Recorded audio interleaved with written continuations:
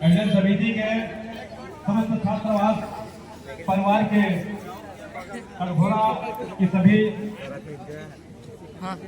जो अधीक्षक, वर्तमान अधीक्षक और आश्रम के अधीक्षिका, उनको सबसे ज्यादा सम्मान करना चाहूंगा, क्योंकि मैं सन 1992 से यहाँ से आ रहा हूँ और 92 से लगातार बहुत ही अच्छा यहाँ आप लोगों ने जो पेड़ लगाया है, वो फूल जो है कभी मुरझाया नहीं, आज तक बहुत ही अच्छा फूल खेलने को दिख रहा है। अब मैं अपनी गोंडी भाषा में देना चाहूंगा। नावा परोल गणेश सिंह पच्ची मंदा नार मानिकपुर दाग रोन गुरसिया थाना कचहरी बांगो तहसील कोड़ी बरोड़ा निया जिला ता बाता परवे नावा जिला ता परवे कोरबा आन रजालगढ़ छत्तीसगढ़ मंदा तोना नेड पद नारोमान अमर शहीद बी नारायण सिंह सा हाथ पेन करण नेटी पंडू आंदू।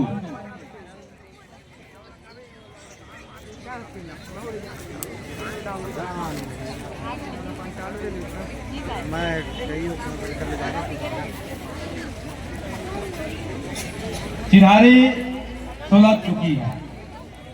सन 1857 का संपूर्ण गुणमानव चिन्हारी सुलग चुकी है।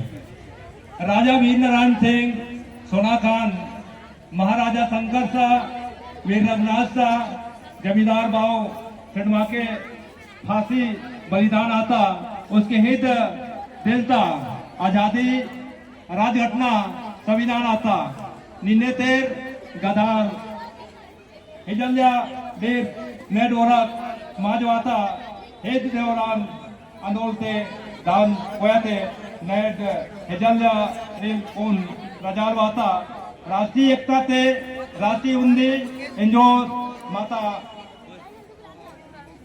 गोनवाना दान की तोम 78 वर्षा हिद आजादी ने नमोट गुलामगी किसी गोनवाना दान हिद न दान की कोम भारत ना आंदोलने लड़े माता गोनवाना सेना बदलते मात उड़ता गोनवाना निकुंज सी रा भारत मामा देश ने अजाने माता गोरो आता हित देश ने पंजाबी पंजाब उड़ता हित देश ने पंजाबियन पंजाब उड़ता हित देश ने गुजरात ध्यान गुजरात उड़ता हित देश तेलंगाना आंध्र उड़ता हित देश मायागान महाराष्ट्र उड़ता हित देश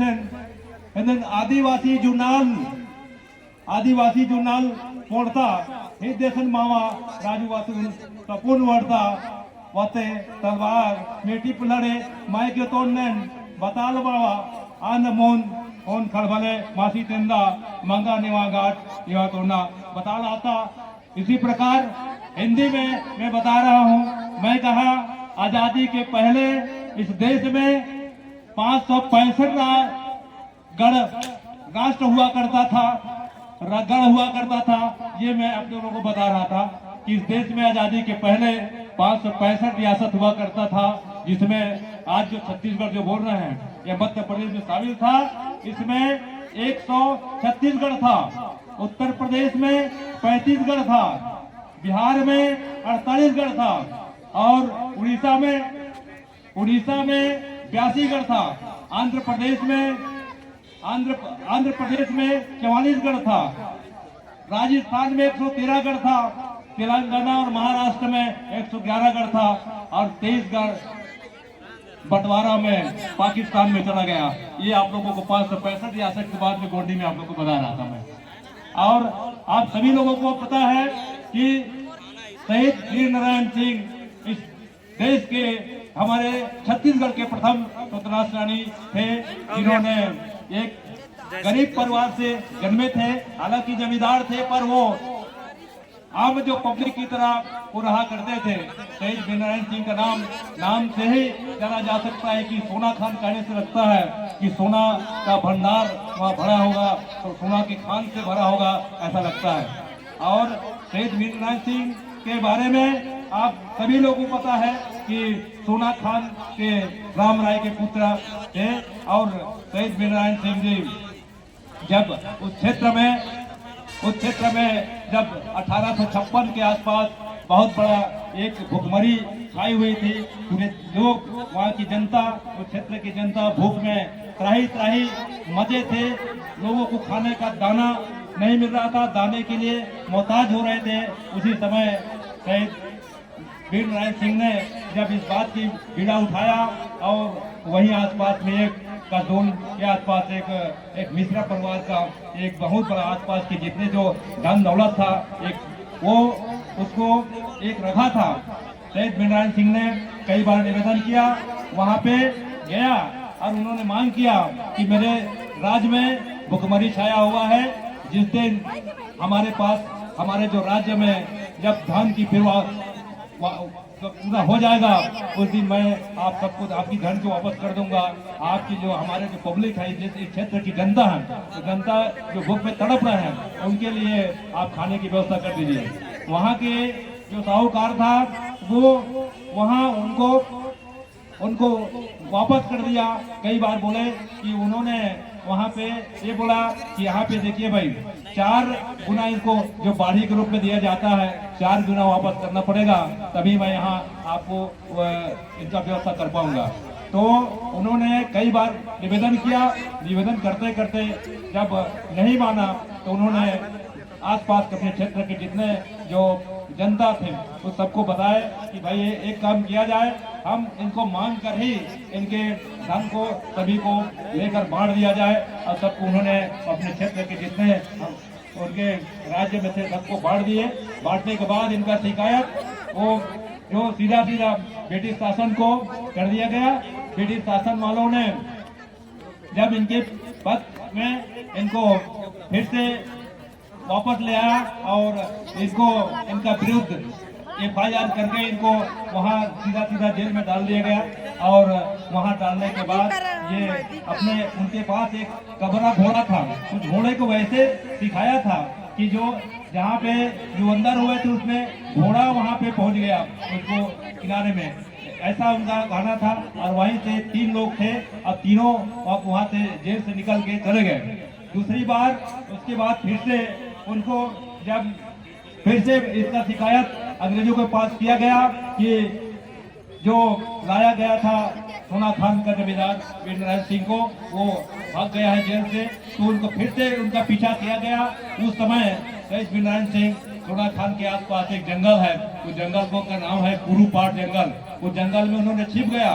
उस जंगल में आज भी एक पहाड़ी रहता है और जंगल किनारे छिप गया।